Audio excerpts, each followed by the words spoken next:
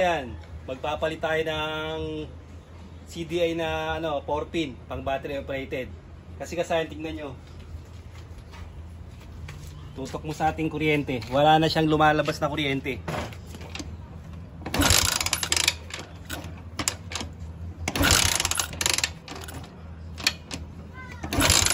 Hawakan mo kasayan para makasigurado tayo.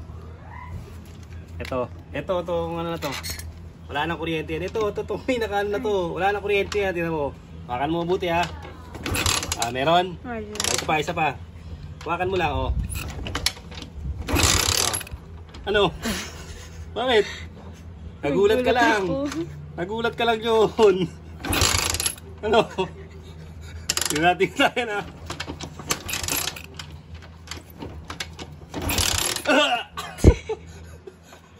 Kasayan, meron siyang kuryente pero napakahina na. Napakahina na kuryente, meron pa rin naman pala. Kanya kasayan na.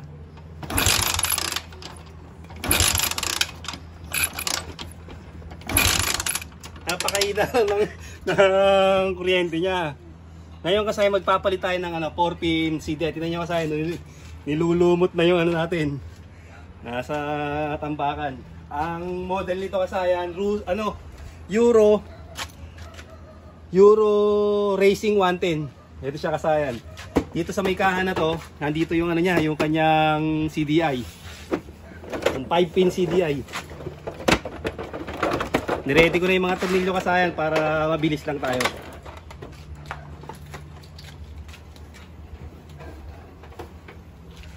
Dito tayo kasayan pupunta sa sa kanyang CDI. Ito yung 5-pin. Tanggalin nyo lang to kasayan ha. Ayan yung 5-pin CDI. Ngayon papalitan natin ng 4-pin. Ang 4-pin mas malaki siya.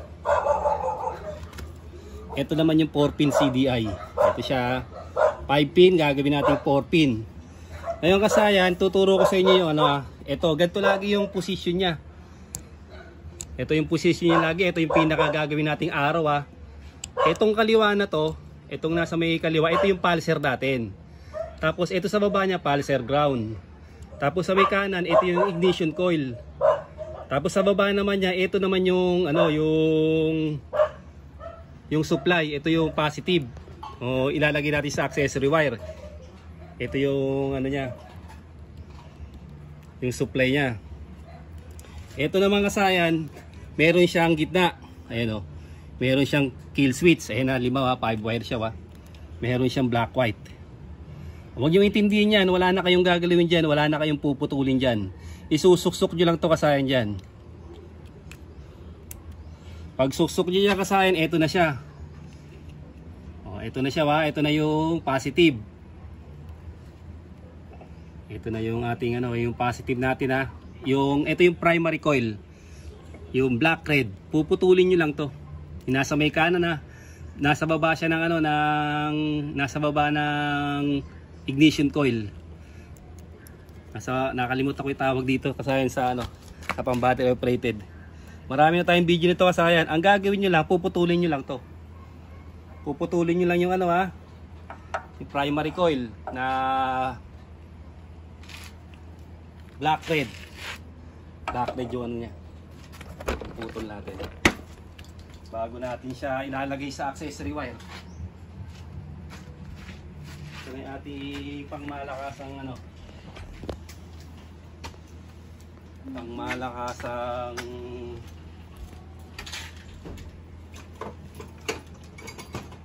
ganyan lang kasayan hanapin lang namin ang ating ito yung wire na gagamitin natin, kailangan magandang wire. Circuit. Huwag mo lang kasayan, hanapin natin yung wire stripper natin. Ano na yung napalagay.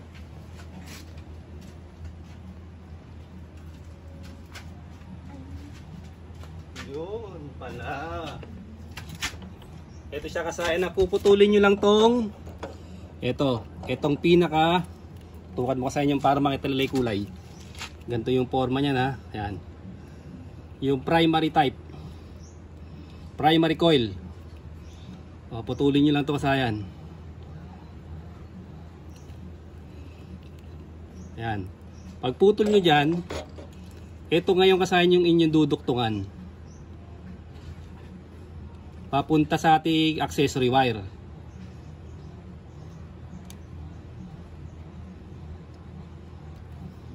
Yung marami tayong video nito na ano, nilagay may pangalan. Nakakalimutan ko yung pangalan na. Siya kasaya na, tapos magduduktong tayo ng wire. Ito yung duduktong natin na wire. Maghahanap tayo dyan kasaya ng accessory wire. Pwede sa brake light, switch, meron doon kulay black. Pwede rin naman sa madaling hanapin yung ano, yung flasher relay, meron din black doon. Para hindi na tayo lalayo.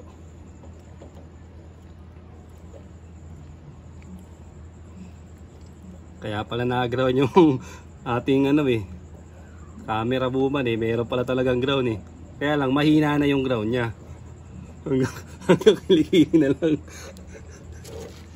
Kaya kasaya na. Tapos hanapin natin yung ano, kulay black. Ito yung brake switch. Yung brake switch nagtago Ito. Tutukan mo to.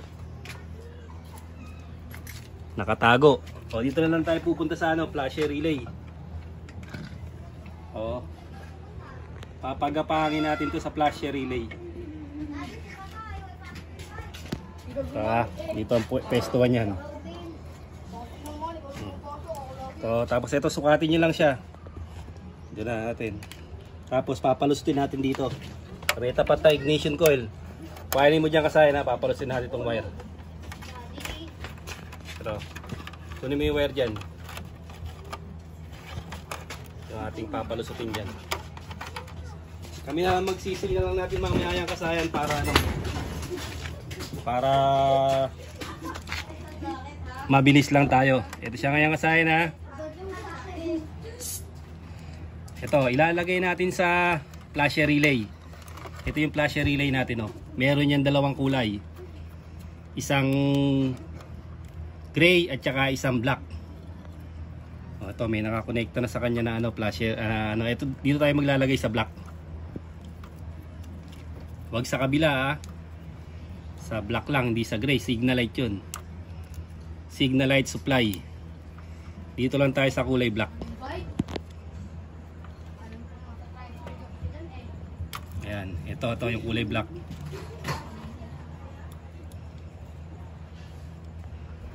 Yung kulay black nya. Diyan natin lalagay itong ano. Itong galing ng ano to galing ng primary coil yung pinutol natin.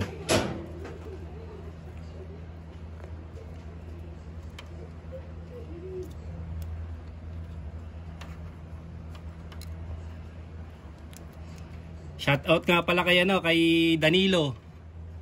Danito. Ay, Dani Pateño. Shoutout sa'yo, kasayan Dani. Siya ba? Ito lang kadali yung pag battery operated. O, next natin dyan yung ano, yung susian. Siya kasayan ha. Tapos, on na natin, testing na natin kung meron lalabas na power.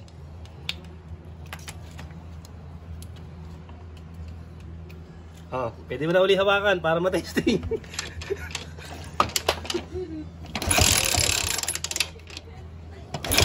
Ayan, nagkakasayan. Okay.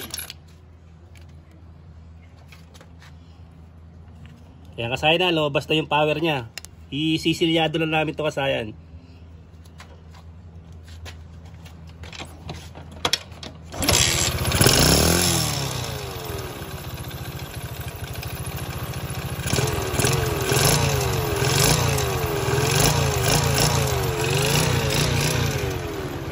Papa-review tayo ng konti.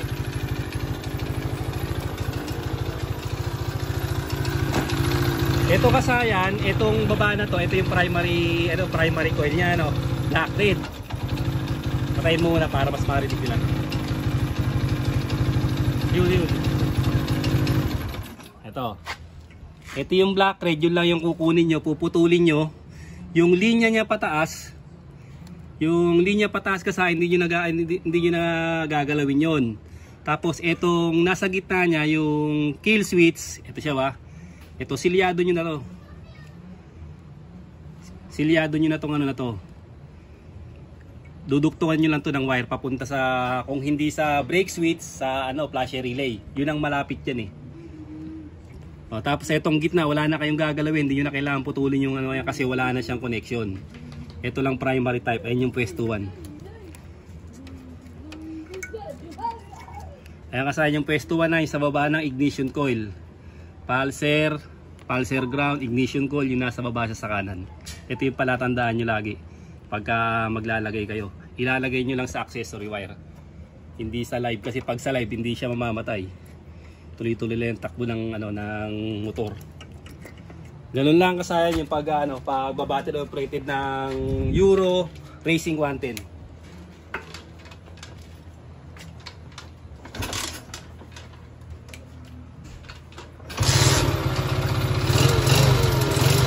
Dito na lang mga kasayan. Salamat sa panonood.